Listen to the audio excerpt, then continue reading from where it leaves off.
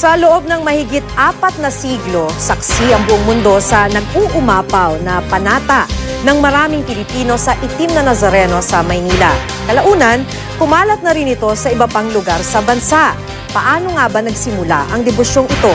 Makibalita tayo kay Sozi Alamban. Taong 1606 nang pinaniniwalaang dumating sa Pilipinas ang imahe ng itim na poong Nazareno galing Acapulco, Mexico. Dala ito ng mga praileng Agustinian sakay ng isang galyon.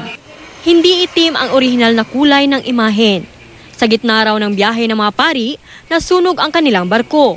Imbis na matupok ng apoy, nang itim lang at nanatiling buo ang puon. Mula noon, itinuring na itong daluyan ng milagro at grasya. Dinala ito sa Intramuros at kalaunay dinala sa Quiapo Church sa Maynila. Ilang sunog, lindol at gera rin ang nalampasan ng puon. At dito, humugot ng lakas noon ang mga Pilipino na nauwi na nga sa matinding debosyon.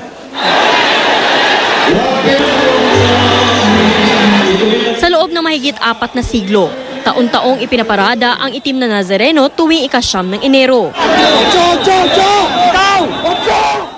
Bawat deboto, may kanya-kanyang pinaghuhugutan ng sakripisyo. Maging mga dayuhan, nakikiisa na rin sa selebrasyon. Ang grupo ito na galing pang Ukraine, mahigit 1.5 oras pumila para mahawakan ang poon kanina. Bukod sa Maynila, lumaganap na rin ang pananampalataya sa itim na Nazareno sa iba pang bahagi ng bansa. Tulad na lang sa Kidapawan City, North Cotabato, kung saan dumalagsa rin ang mga deboto. Sa Lawag City, Ilocos Norte, taon-taon ding binibigyang pugay ang Nazareno. Ayon sa mga residente, milagroso rin ang imaheng ito na replika ng nasa Maynila. Noong nakaraang taon, ninakaw ang imahen, pero nabawi rin kalaunan sa Bulacan. Taunan ding ipinaparada ang imahen ng Nazareno sa Cagayan de Oro City. Sozi Alamban, Nagbabalita, Pilipinas.